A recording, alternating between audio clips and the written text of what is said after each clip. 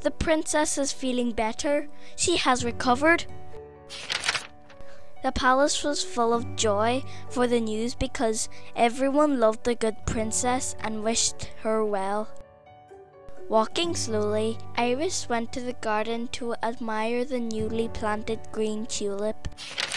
How beautiful, she thought, and how hard it must have been for the prince to find it. I want to let him know how much I missed him and how much this means to me.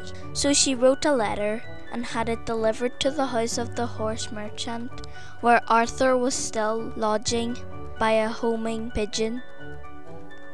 How happy and encouraged felt Arthur when he had read her letter.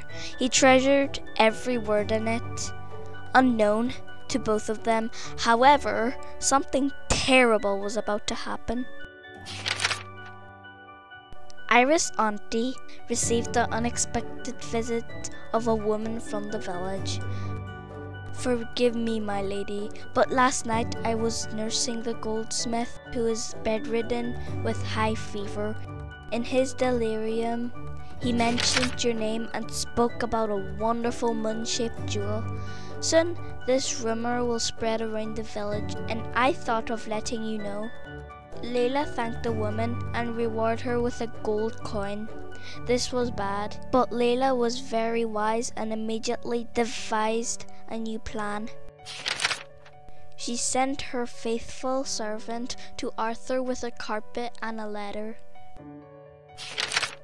Dear Prince, for Iris' sake, you must hurry to find the next flower and return the moon-shaped brooch. I have sent you a carpet that will help you in your quest. It is a magical carpet and will fly anywhere you wish, but you must come back before the next dawn and return both carpet and brooch. Arthur understood and lost no time. He knew already where to find his next flower, the yellow flower. His cousin Hannah, who lived in Florence, had a beautiful garden renowned for its buttercup flower beds. With the help of the carpet, the prince flew all morning and was at Florence by midday. How happy was his cousin to see him. Of course, she would gladly give him some of her flowers, but she also asked him to walk with her for some time and tell her everything about the beautiful Iris. While the two cousins were so happy to see each other again, Iris's fifth brother called her to his quarters to enjoy some newly arrived delicious fruits. But he also had a plan. He called at a palace a seer with a crystal ball and asked her sister if she wanted to see how the prince was faring.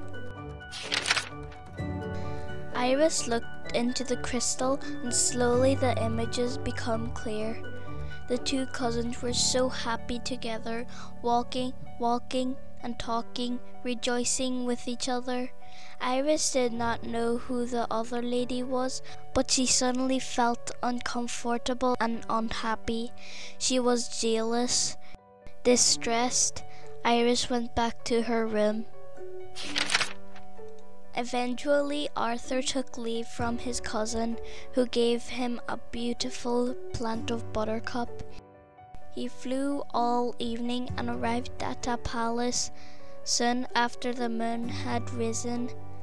It was too late to ask for an audience with the king, and the prince decided to go and see the Princess Layla.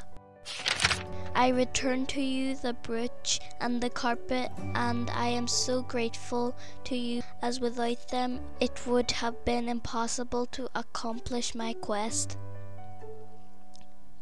The wise princess was very relieved to have the brooch back, but warned the prince, "Leave the flowers with me. I will make sure they are delivered for you, but do not show yourself at the palace yet."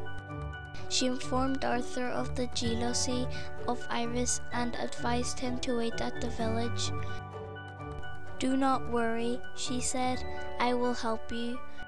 I will undo the veil of suspicion that someone has placed over the heart of Iris. Her words were kind, but the prince lowered his head and disappeared into the night, broken with sadness.